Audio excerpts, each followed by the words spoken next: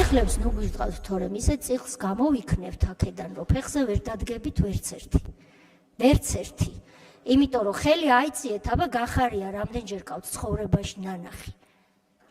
ხელი აიწიეთ რა რამდენჯერ, 1-2 ან 10 ხო?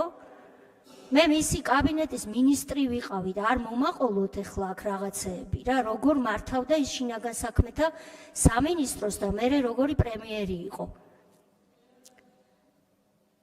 სად არის საბანაძე, რა საინტერესოა პოლიციელებზე რო ლაპარაკობთ საერთოდ, შინაგან საქმეთა მინისტრის მოადგილე, ნანახი ყავთ საერთოდ.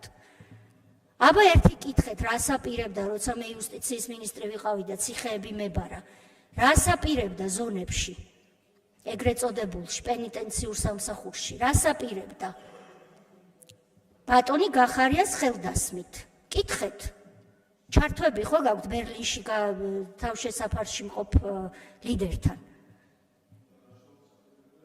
დანაშაულს აპირებდა კი, სანამ მე არ უთხარი, რომ სანამ თქვენამ დანაშაულს ღია თავისუფლების აღკვეთის ღია დაწესებულებაში ჩაიდენთ, იქ კარებში მე დაგხვდებით მეთქი, დანარჩენი თვითონ მოგიყვნენ, გამომივიდნენ აქ სპეტაკები. იმიტომ რომ აღიკვეთა დანაშაული ჩადენამდე. ხო, ამიტომ არ იყო გამოძიების დაწყების საფუძვლებზე ვერ წავიკითხავ ახლა ლექციას, დრო გადის. ხო და ნუ სარგებლობთ აქ ზოგიერთების სიჩუმით. ეს ერთი, მეორე. გახარიას რაც შეეხება და ნუ ცდილობთ მისგან დისტანცირებას, იმიტომ რომ თქვენ ხართ გახარიას პარტიის წევრები და საპარლამენტო ფრთა ნაციონალური მოძრაობის. ყავთ ხოლმე პარტიებს შეიარაღებული ფრთა.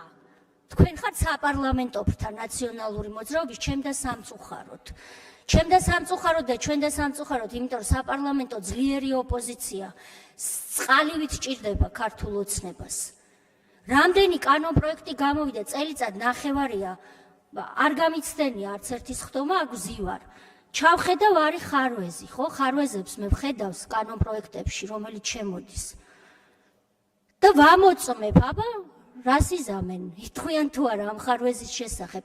არც ერთ ხარვეზე, რომელიც მე ჩემი მოგზალებული შესაძლებლობებით დამინახავს, უმრავლესობის მიერ ან აღმასრულებელი ხელისუფლების მიერ ინიციირებულ კანონპროექტში არც ერთზე ხელი არ აგიწევიათ, იმიტომ რომ ვერ ხედავთ. ან არ ხედავთ. და არ არსებულ თემებზე მართავთ თავისუფალ ტრიბუნებს. არ არსებულია უკვე თემა, იმიტომ რომ გამოძიება მიმდინარეობს. დღევანდელი თავისუფალი ტრიბუნა თქვენ მიერ გამოყენებული და არ ვიცი ამას რა ეშველება, ბადნოშალვა, რეგლამენტში აცვლილება შესატანი თუ რა. პირდაპირ არის უხეში ჩარევა გამოძიებაში. პირდაპირ ერევით, რაც არის კანონით აკრძალული გამოძიებაში ჩარევა. ეს არის ხნეშა არშველის ამას სამწუხაროდ, ცოტა მეტი წიგნის წაკითხვაა საჭირო, მათ შორის იურისპრუდენციაში. აქ არა ვართ სტუდენტურ თვითმმართველობაში, ბატონო გიორგი. ცოტა უფრო მეტი ასაკი გაქვთ დღეს და უფრო მეტი სერიოზულობა გმართებთ.